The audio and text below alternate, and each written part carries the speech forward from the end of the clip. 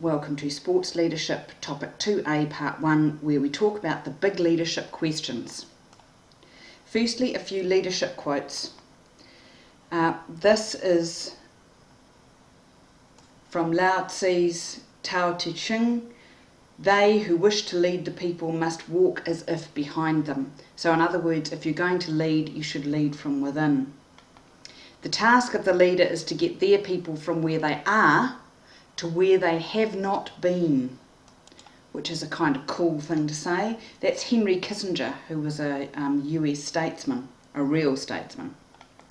The first responsibility of a leader is to define reality. The last is to say thank you. This is a quote from Max Dupree, who wrote a book called Leadership is an Art, which is actually quite a nice little book. These are the guys who designed and made and still make the Eames chair and various other beautifully designed furniture in the US. The next is also an American leader. The quality of a leader is reflected in the standards they set for themselves, and that's Ray Kroc, the founder of McDonald's. Management is doing things right. Leadership is doing the right things. That's Peter F. Drucker, who's a management guru. And lastly, this is Carol Kinsey Gaiman from a book she wrote called The Silent Language of Leaders. Good leaders make employees believe in them. Great leaders make employees believe in themselves. So some inspirational thoughts to start off with on our big questions for leadership. A reminder of the difference between managers and leaders. Leaders is about heart and soul. Managers are about mind and head.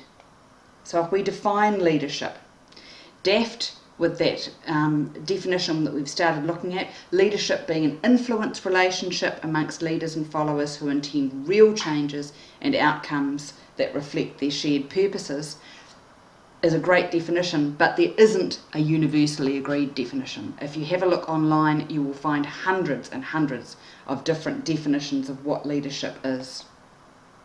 Rost argues the need for a universal agreed definition. It hasn't happened yet. I don't know whether it will. Grint believes that leadership should remain an essentially contested concept, being constantly discussed and debated, because he thinks then we actually really get to the heart of what leadership is and it becomes less of a slippery concept. Sinclair sees the models of leadership that we promote or revere as being locked in that time warp.